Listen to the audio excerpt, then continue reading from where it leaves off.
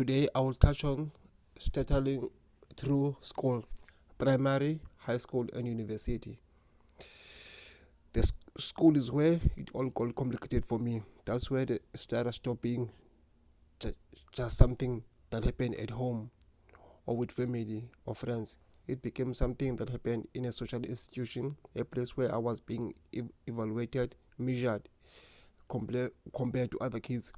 That's where the shame really took, because it's one thing to stutter with your parents or friends who you grew up with. They love you anyway.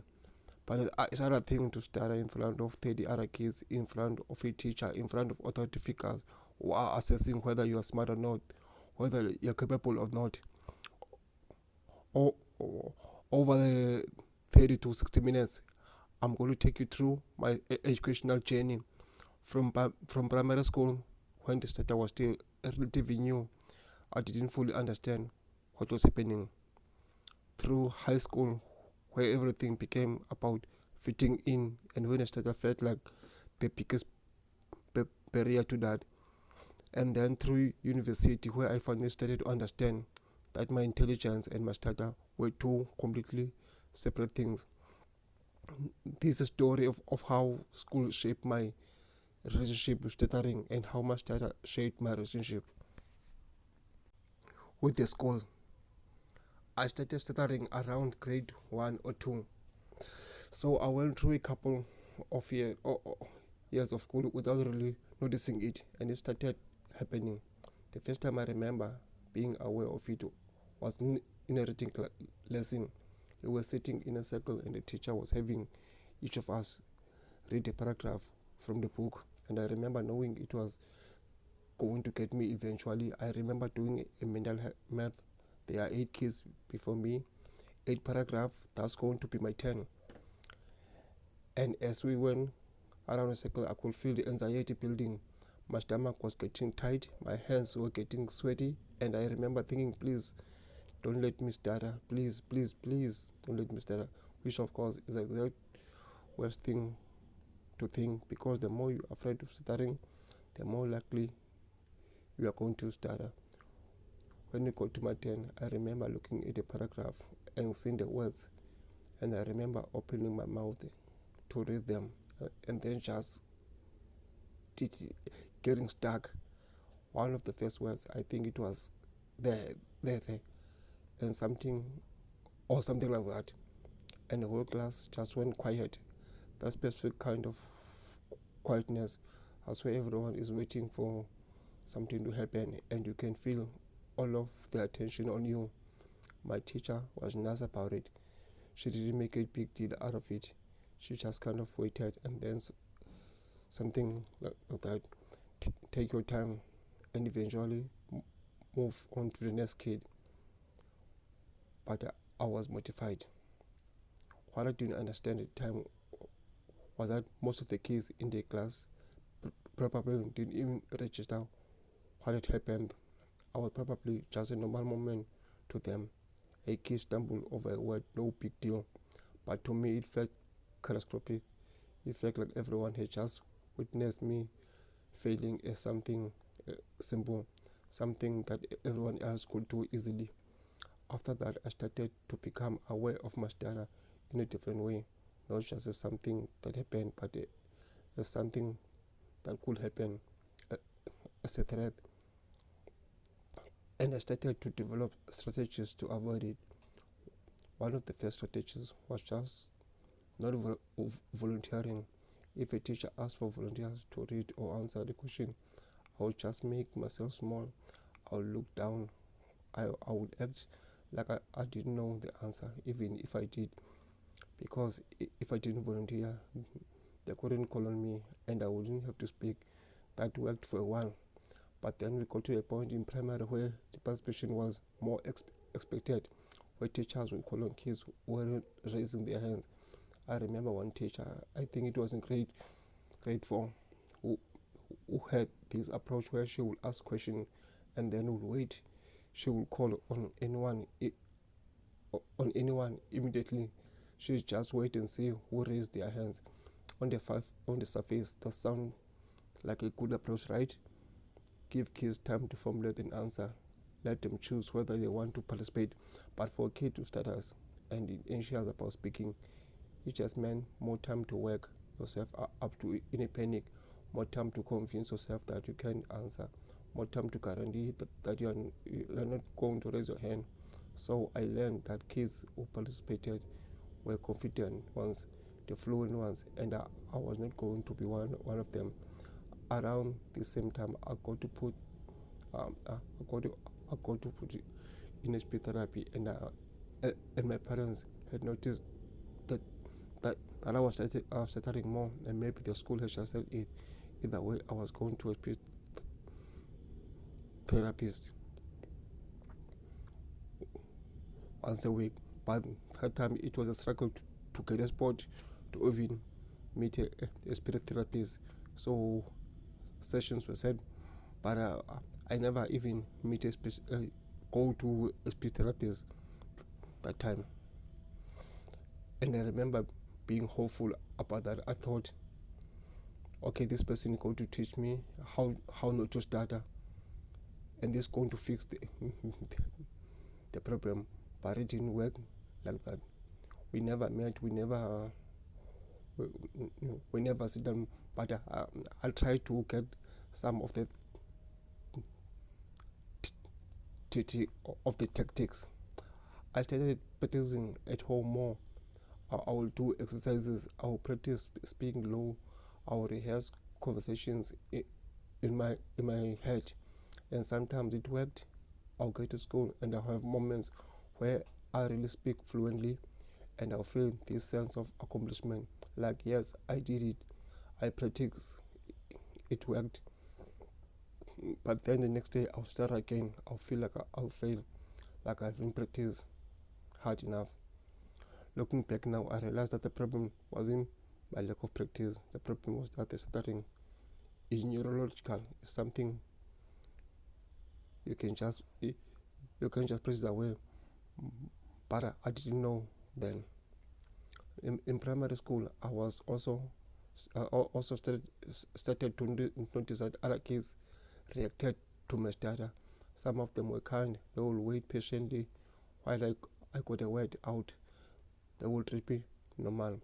But some of them who found it funny or strange. There was this one kid, I will name him. He started to imitate the way I started, just repeating the sound, ha ha ha, hello, this kind of thing. And and some other kids would laugh. It wasn't necessarily bullying the scene of being religious cruel. It wasn't low level thing where I was indifferent, and the difference was noticed and commented on. And that made me want to speak even less. By the time I finished primary school, I had basically a simple idea that I was not the kid of perspectives. I was quite kid, the kid who didn't raise his hand, the kid who turned into good written work but didn't say much in class, and the teacher had observed that too. My participation marks, all of them reflected that, but nobody ever sat down with me and said, hey, we have noticed that you're not participating. Is there something going on? Do we need help? It just became normalized. It was just quiet, but quiet wasn't natural. It was strategic. It was survival mechanism. But there was this teacher who really believed in me, who also let me teach the other kids. She didn't care if I studied or not, because I was quite clever in primary school. And the other thing I remember in primary school, the top 10, like we usually chosen, and then we'll go the school called Christian Brothers College. So we'll be taken there. I think it was on Tuesday, and I was always in the top 10 from grade 1 to grade 12. Sometimes being the top student, but I was in top 10. So I remember being asked question, how are you? And then I started, the words couldn't come out. Everyone laughed at me, saying they will tell the teachers that I didn't know the answer, but I knew the answer, but I started, the word couldn't come out, and then we were in a class with the other students, like from other schools, so it was embarrassing for me. I still think about it. I remember now because I recently met someone who was in the class reminding me, so that day I always think about it. Okay, from primary I went to high school, so going to high school was a big deal for me. New building, new teachers, new kids, and I remember thinking that maybe this was a fresh start. Maybe in high school I could be different. Maybe I could be more confident. Maybe I could participate more. But what I found was that the anxiety got bigger because high school was more structured, more formal, and there was more emphasis on verbal participation. In primary, you could count offline under the radar if you wanted to.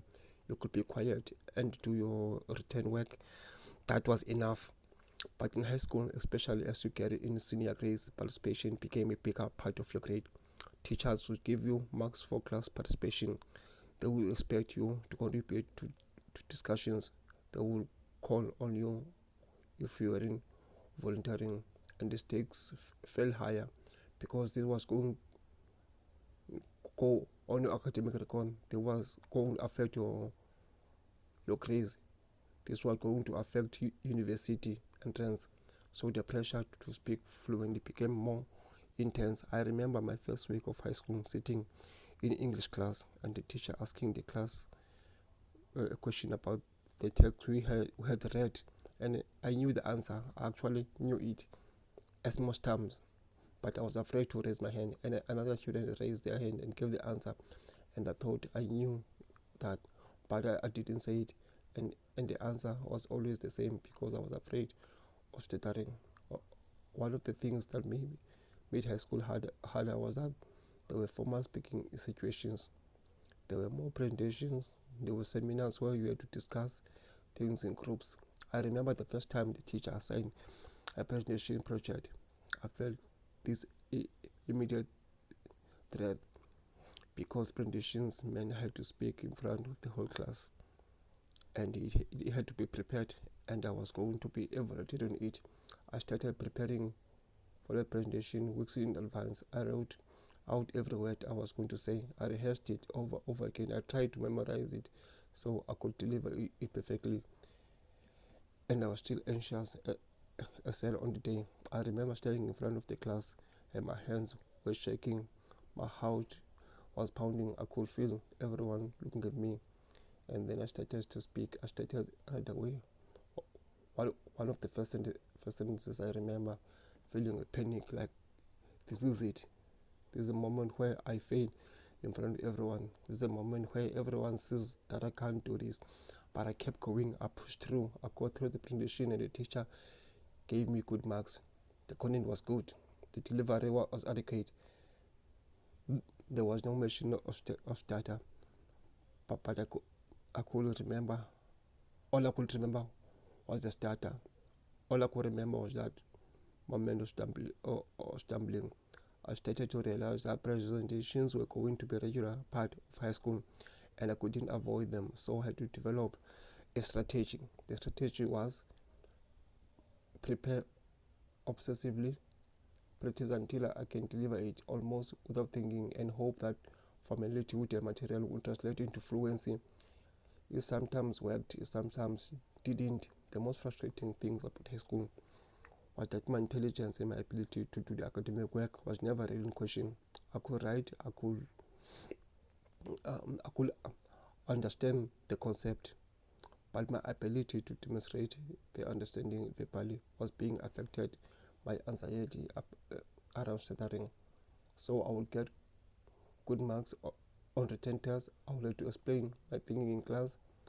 I would get anxious and stumble, and people might not realize I understand. It was like there was a gap between what I actually knew and what I could show people I knew, and that gap was created by the stutter and anxiety around it. I also remember social stuff getting harder in high school. In primary school, your social cycle is kind of determined for you. You go to school, you interact with kids at your school, and that's it. In high school, there are more choices. There are different friends group, there are social ambience, there are dynamics around who's cool and who's not. And it felt like my stutter was excluding me from some of those social cycles. There were kids who were fun and confident and verbal fluent, and they seemed to navigate high school social life easily. They could make jokes, they could talk to girls, they could dominate conversation, and I felt like I couldn't do those things. Like my stutter was making me social awkward. Looking back, I think it was probably wrong. I think I was probably wrong about that. I think my stutter probably wasn't as noticeable to other kids as it felt to me. I think I probably could have had more social connection if I had been brave enough to try, but I wasn't brave enough, and so I stayed on the periphery. By the time I finished high school, I was academically fine. I had a decent grade. I was going to university, but I was anxious. I was so isolated. I was convinced that my stutter was the reason I wasn't thriving socially, and I was beginning to feel depressed about it. But even though all of this, I remember for debating, I was chosen to go debate with the other school, even though I was a person who started, and even though I was stuttering, I was afraid to speak with others. I had friends, people who were close to me. I will speak fluently. I will be free around them, even though they make sometimes they will make jokes about my stutter, but I felt free around them. High school, specifically from grade 10 to 12, were probably the worst years of my life. But I would say at least grade 12 was better because then people knew and understood me and I had friends. So, but from grade 10 to 11, it was the worst years. By that time, I had internalized all the shame, understood my stutter was noticeable, understood that it made me different, and understood that there were social consequences for to that difference. Let me tell you about a typical school day. Felt like for me, I will wake up in the morning before I go to school. I will already be anxious. I will be thinking about what classes I had that day, which teachers were going to call on me, what speaking situation I might encounter, and I will be trying to strategize. Okay, in English class, I will volunteer. In in other classes, I will sit at the back, so you are less likely to be called on. In history classes, I'll bring a note. I'll have a note, sit at the back, so that I'll have to do like the group work where I'll have to speak. By the time I go to school, I had already exhausted myself mentally, and there was a specific anxiety around cold calling. Some teachers would call on students randomly, and that was my worst nightmare.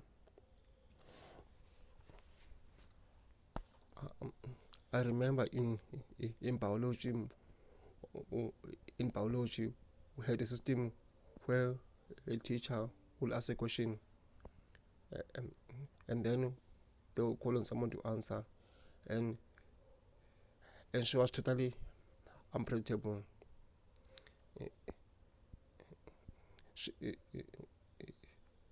she will call on you 5 seconds after asking a question, and she might wait 30 seconds.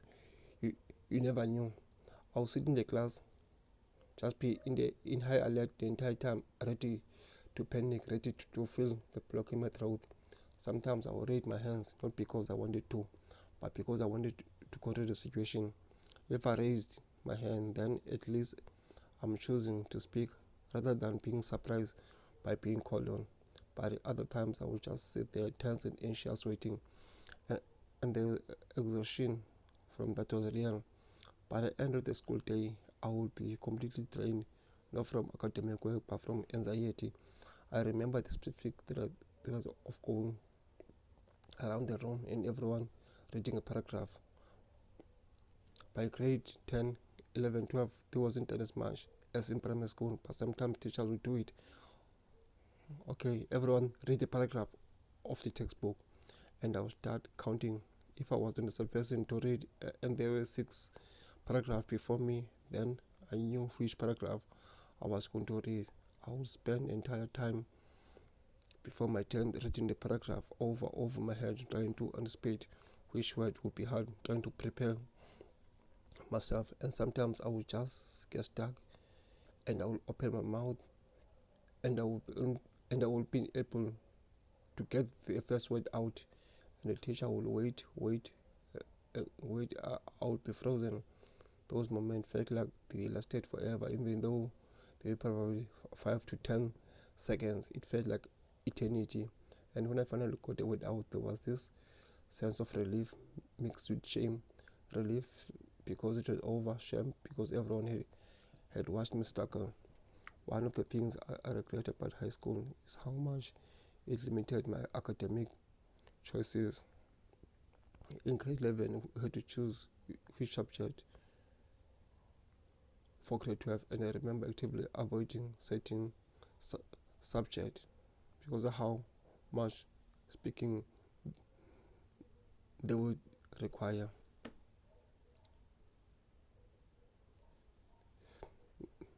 There was a debate club I would have liked to be in, but for me, I avoided that debate. But I was chosen to be in a debate club, even though I avoided it so much. So I made my choices based on how much speaking they would require, not based on what I actually wanted.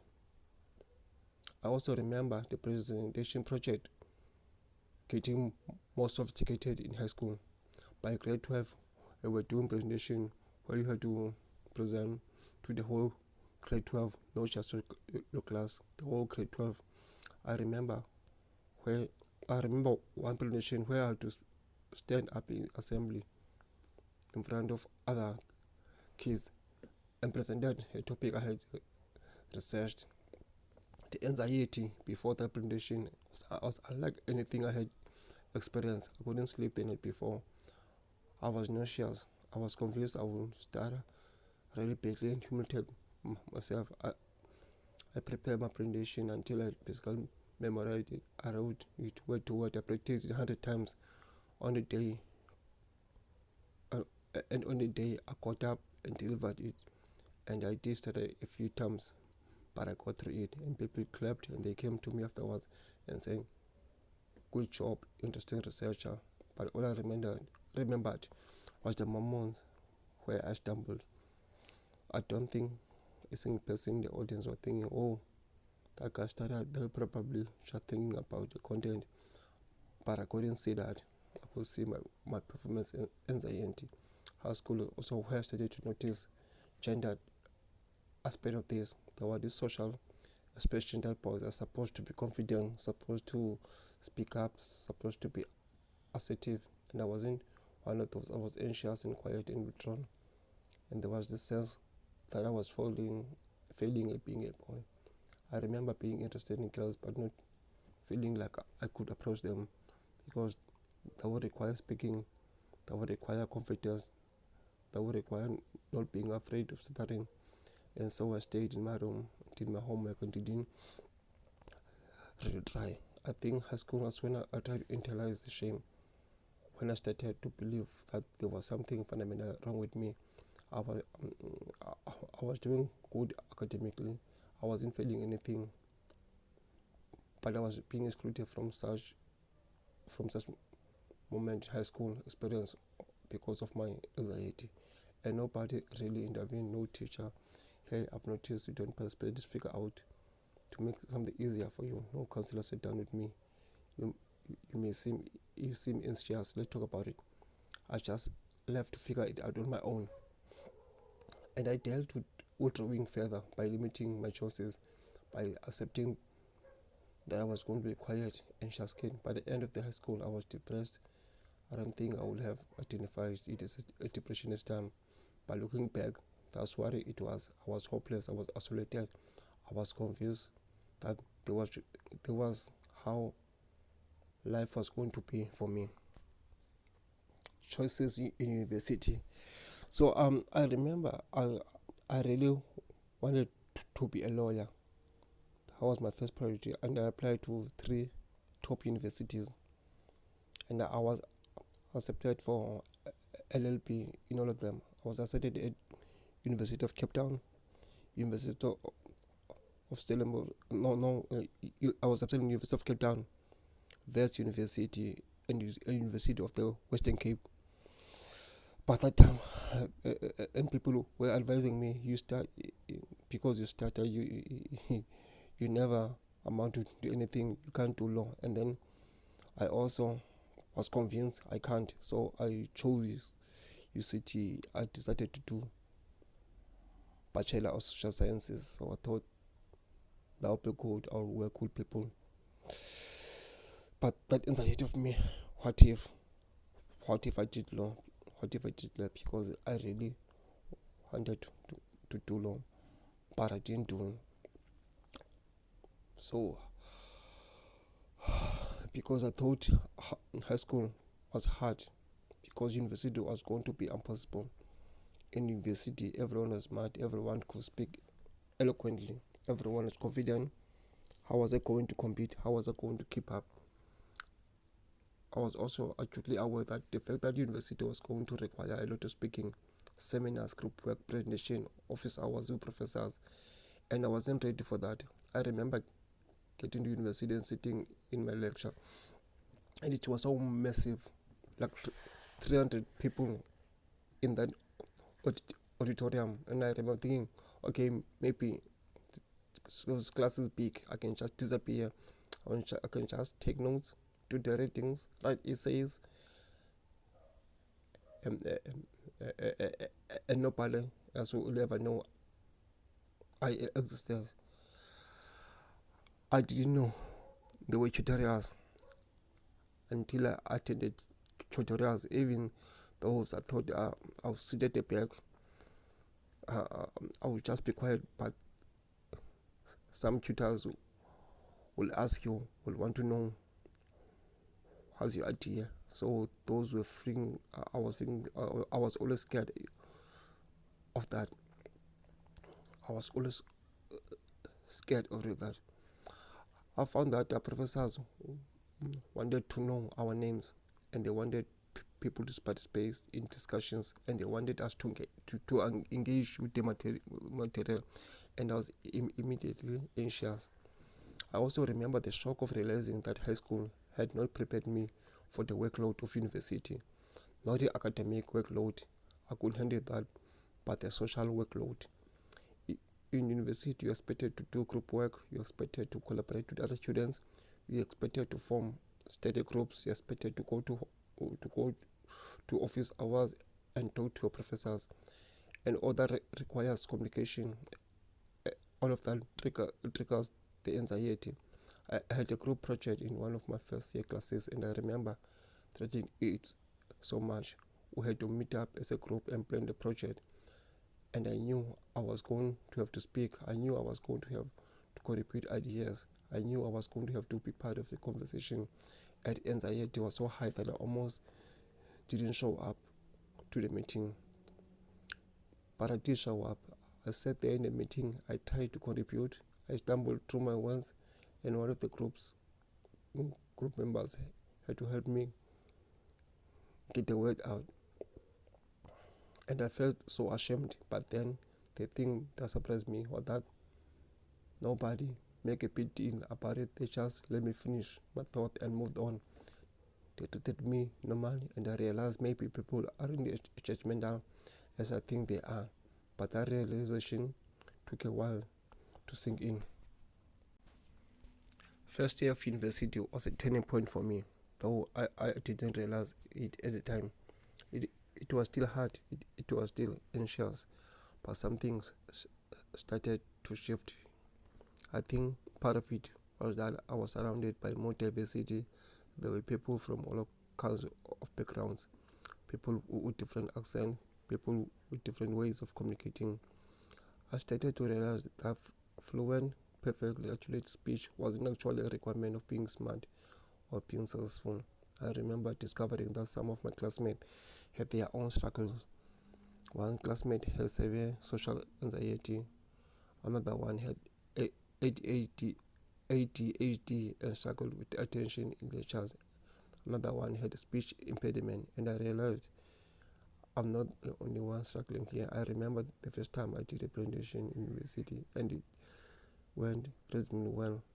It was the first year seminar. I think it was about 30 people, and I had prepared the presentation thoroughly, and I got up there and delivered it. And I started a couple of times, but I pushed through, and the feedback I got was positive. And the professor even said something like, "That's clear research, good research." And I realized I started to improve me from giving a good research. This was a revelation. I think that was when I started to separate my intelligence from stutter. I started to understand that there were two different things, that I could be intelligent and articulate in my writing, even if my speech was halting. I got more involved in some organizations in university. Joined social student, I volunteered for projects, and I was speaking to people in contexts outside the classroom, and I was doing okay.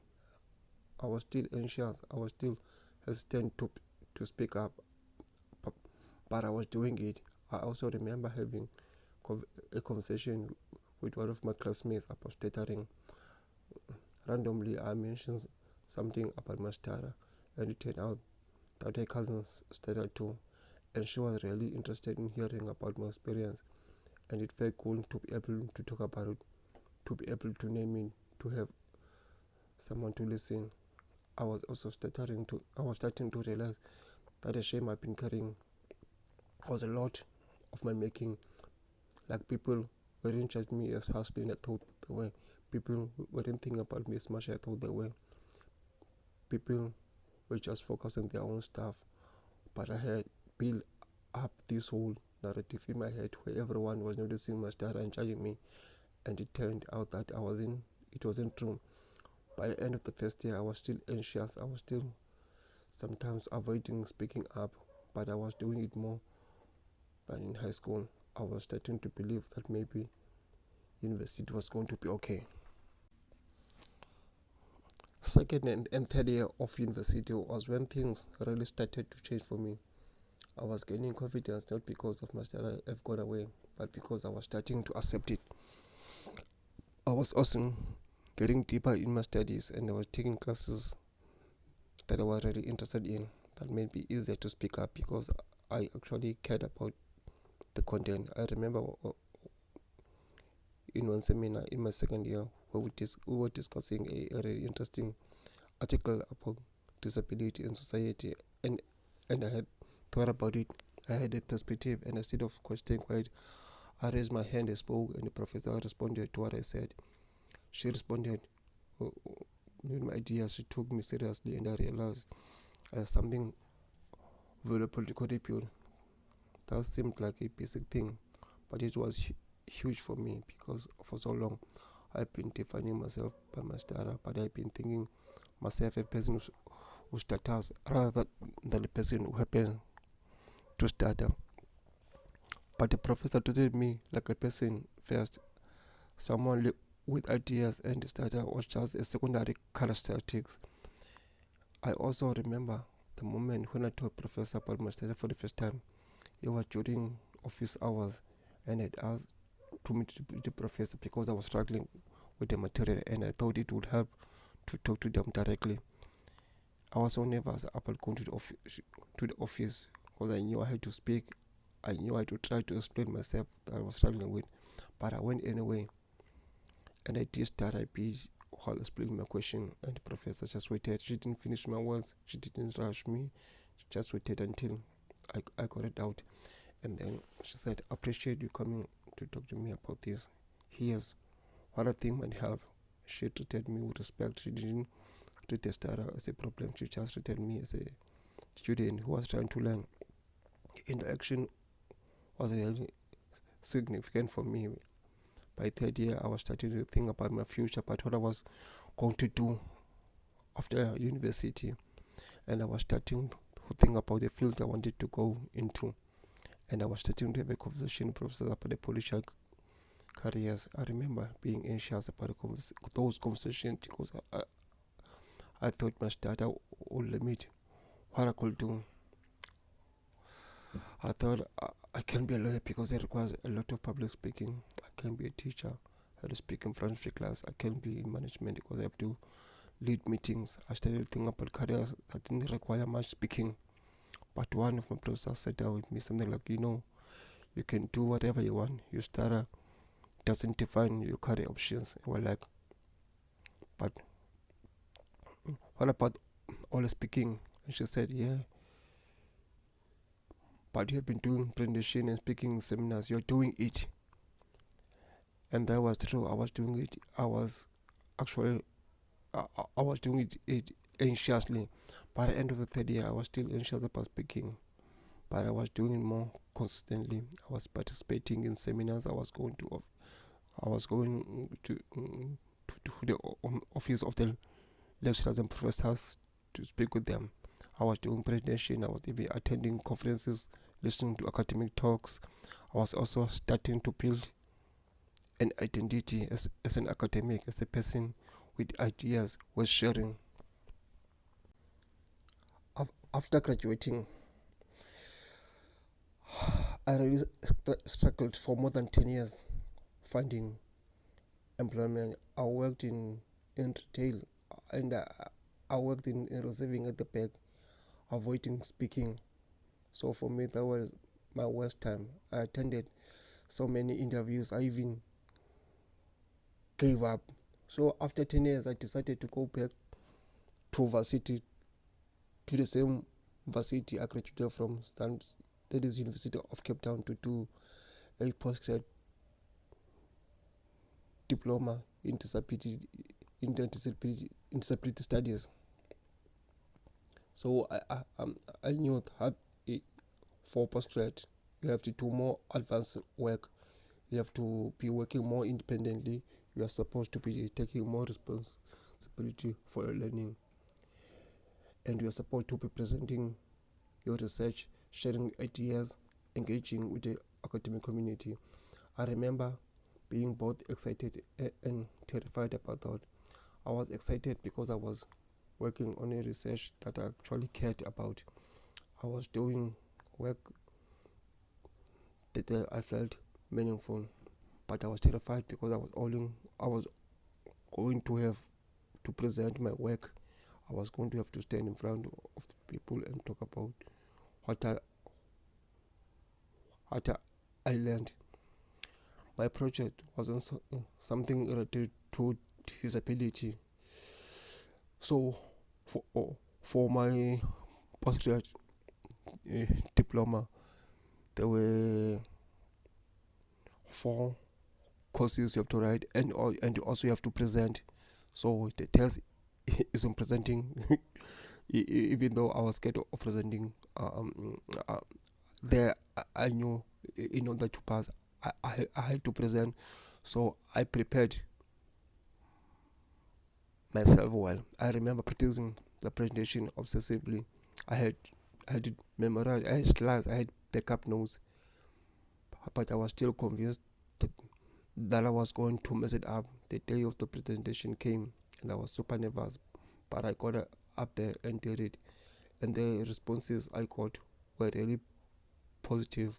My supervisor said my research was good. The other student asked me questions. The faculty seemed engaged, and I felt proud, not just because I had finished the project, but because I had pushed through anxiety and done it anyway.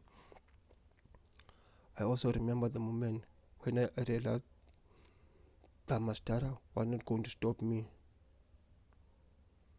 because I was doing academic work. I was presenting research. I was engaged in scholarly conversation, and my study was just there happening. Alongside all that, it wasn't preventing me from doing any of it. I also remember having a conversation with my supervisor during my postgrad year, where I mentioned my study, and my supervisor said something like, "Yeah, I've noticed, but it doesn't affect the quality of your work at all. You are doing really strong research," and that was the first time an authority figure had really separated my study and my intellectual capacity. It seems obvious now, but at the time it was profound. I remember also starting to get involved with more speaking opportunities during my postgrad year. I went to conferences, I listened to talks, I had questions during seminars. I was getting more comfortable with it. I was still anxious though. Something I was sometimes stumbling over the words, but I was doing it, and I was realizing that I could do it. That I could be a person who speaks in academic settings, even with a stutter. By the end of my previous year, my postgrad year, I had this realization: the stutter is not my limitation. My limitation is my fear of my stutter, and those were two things. I had spent all the university time trying to control my stutter, trying to manage, trying to prevent it from happening. But I was starting to realize that the very problem wasn't stutter. It was anxiety. It was shame. It was a belief that I wasn't good enough. And once I started to work on those things, rather than on the stutter itself, something shifted. After my postgrad diploma, I did my master's in science and technology studies at Stellenbosch University. By this time, I had already started to make peace with my stutter. I was still anxious sometimes, but I was speaking more, I was participating more, I was taking up more space. In my master studies, there was a lot of seminar-based learning, a lot of discussion-based classes, and for me, that was really good because it forced me to engage verbally. There was no way to hide in big lectures or just in written work. I had to speak, and I did. I spoke in seminars, I contributed in discussion, I asked questions. I was getting feedback from my professors for that my contribution were valuable. I remember one professor saying that I always know I'm going to get interesting perspective from you, and that was huge because it meant that I was being valued, not just by the starter, but as a whole person, starter included. I also started to think that myself in a more political way during my masters. I was taking I was doing classes on science and technology studies and research. I was starting to understand that my personal struggles with stuttering was connected to larger systemic issues. Like the reason I had been so ashamed of my stutter wasn't just because of my neurology. It was because society decided that fluent speech was the norm and anything different was a problem. I started to get angry about that, not on myself, but at the systems that made me feel so bad about myself. And that anger actually became so productive. It motivated me to think about changing system, not just changing myself. And I also remember the moment when I decided to be public about my stutter. It wasn't a big dramatic moment, but I remember thinking, I'm not going to hide this anymore. If people know I'm tired, then they know. And if they have a problem with that, that's their problem. And that's liberating. I stopped trying to hide. I stopped trying to manage my speech. I just spoke, started on. And the world didn't end. People didn't judge me harshly. Life went on.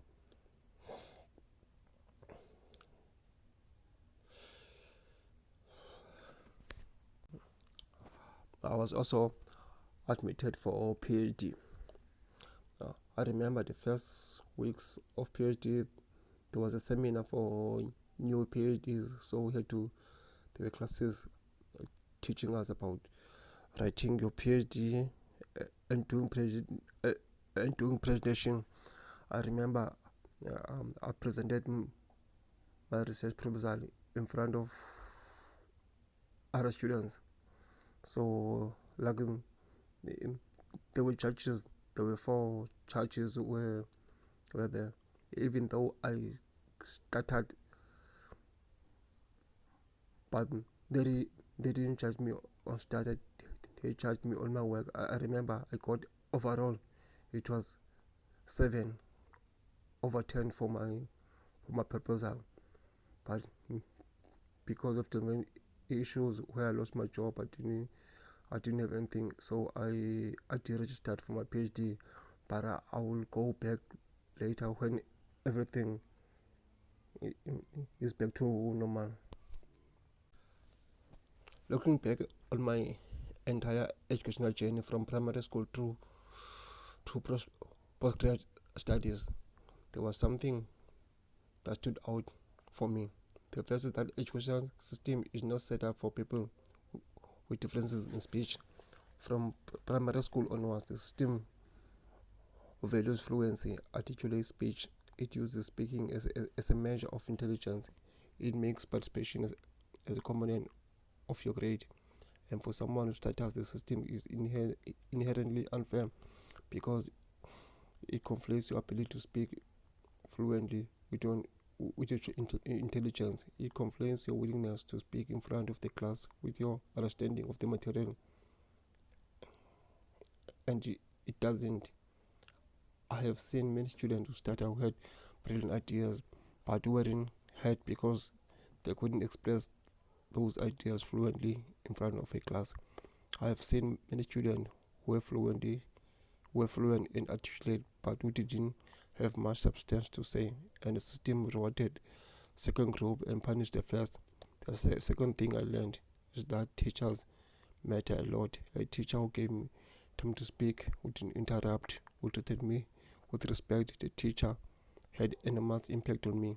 And a teacher who was impatient, who rushed me, who made me feel like my stutter was an inconvenience, the teacher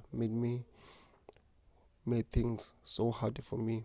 And I think teachers don't always realize how much impact they have. A simple things like take your time when the student is stuttering, that can change everything. The third thing I learned is that the shame is worse than the stutter. Like the stutter itself is not a big deal. My stutter never prevented me from doing anything I wanted to do, but the shame prevented me from trying to do a lot of things. The shame made me withdraw. The shame made me limit my own opinions, and getting rid of the shame was more important than getting rid of stutter. The fourth thing is that isolation makes everything worse. When I thought I was the only person struggling with this, I felt catastrophic. I felt like I was fundamentally broken. But when I found out that the other people stutter and the other people have been through similar experiences that changed everything, knowing that I wasn't alone made it so much easier to accept. The fifth thing is that your identity as a student is not your stutter. You are a person who happens to stutter. You are not a stutter who happens to be a student, and distinction matters. For a long time, I was defined by my stutter. It was the first thing I thought about it when I woke up in the morning. It was the lens through which I saw everything. But I am so much more than my stutter. I'm an intelligent person. I'm a hard worker. I'm creative. I'm capable, and those things are true regardless of how smoothly my speech comes about. The sixth thing is that assumption is more powerful than aspiration. For years, I was trying to be fluent. I was aspiring to fluent speech. I was working hard. I was working toward the goal of not stuttering, but that goal kept me trapped because I would achieve moment of fluence and I would feel good, and then I would start again. I would feel like I had failed. But once I accepted that I was going to stutter, that this was just part of who I am. Something shifted. I stopped measuring myself by whether I studied or not. I started measuring myself whether I was being authentic, whether I was contributing, whether I was engaged, and that freed me up to do so much more. That's 7 things that the educational journey is not just academics. Yes, I learned academic work in school. I learned how to research, write, and think critically. And I think I learned about myself. I learned about resilience. I learned about my capacity to push through anxiety. I learned that I was stronger than I thought I was. And those lessons are just as important as my academic knowledge I gained.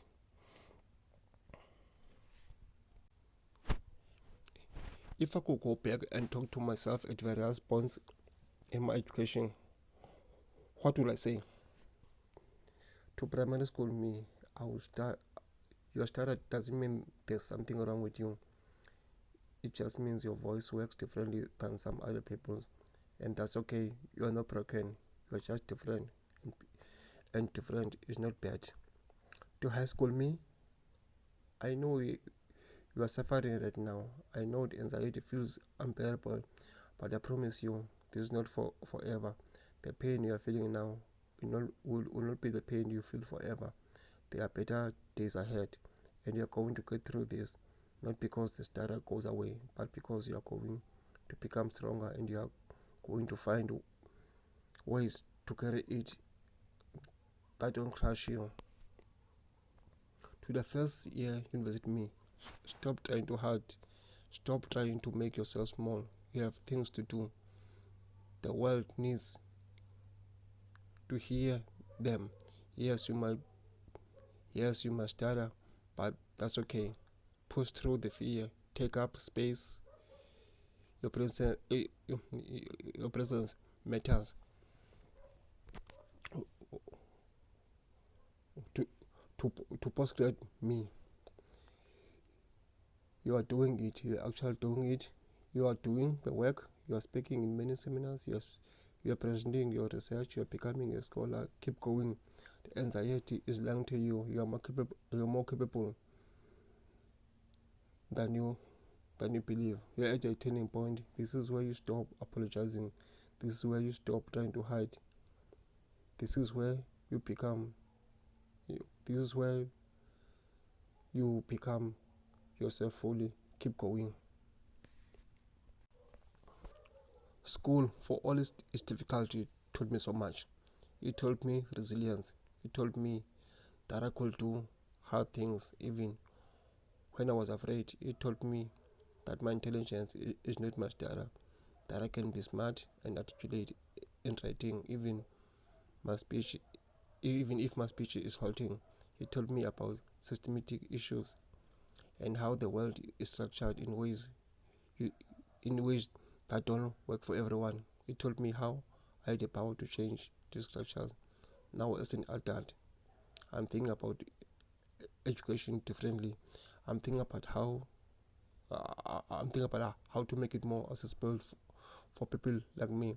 I'm thinking about how to work with young people who are struggling with the same things I'm struggling with. I'm thinking about how to change systems so that they don't put such a burden with people with differences. School was hard, really hard, but it shaped me in the person I am today. I'm regret for that, even though I didn't appreciate it at the time. Looking back on my educational journey, I can say now that my data was never a problem. There a problem where a system that didn't make space for different ways of being, my internal my own internalized shame and self-judgment, the lack of others who could understand and support me, my own isolation and belief that I was alone. My data was just a thing that triggered all of those problems. If I had been in different school system, if I had different teachers, if I have known other people whose data, if I had access to support, if any of those things had been different, my relationship with my data would have been different. But I can't change the past. All I can do is to learn from it and use that to do better for other people. That's what I'm trying to do now. When I work with young people, I try to be the adult I wish I had. I'm trying to make space for them. I'm trying to affirm their worth. I try to help them separate their intentions from stutter, because I know because I know what it's like not to have that, and I know how much different it would have made. School didn't break me, my stutter didn't break me, but it was close. What saved me eventually is finding people who got it, finding my voice, and deciding that my stutter wasn't going to define my limitations, even though the world was trying to tell me it would. That lesson, that's a lesson I want to leave with you. Your stutter doesn't define your potential. Your stutter doesn't define your intelligence. Your stutter doesn't define your worth. And the sooner you figure that out, really figure it out, not just intellectually but emotionally, the sooner you can actually start living. Thank you for listening.